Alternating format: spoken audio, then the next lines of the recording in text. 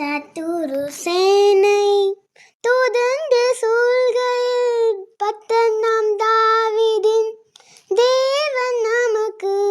சத்துரு சேனை துதண்டு சூழ்கையில் பத்தனாம் தாவீதின் தேவன் நமக்கு. முன் சென்றாரே அவர் நல்லவர், அவர் கிருபை என்றும் உள்ளது. முன் சென்றாரே அவர் நல்லவர், அவர் கிருபை என்றும் உள்ளது. தேவ கிருபை என்றும் உள்ளது, அவர் கிருபை என்றும் உள்ளது. அவரை போற்றி துதித்து பாடி ஹல்லேலூயா என்று ஆர்ப்பரிப்போம். அவரை போற்றி துதித்து பாடி ஹல்லேலூயா என்று ஆர்ப்பரிப்போம்.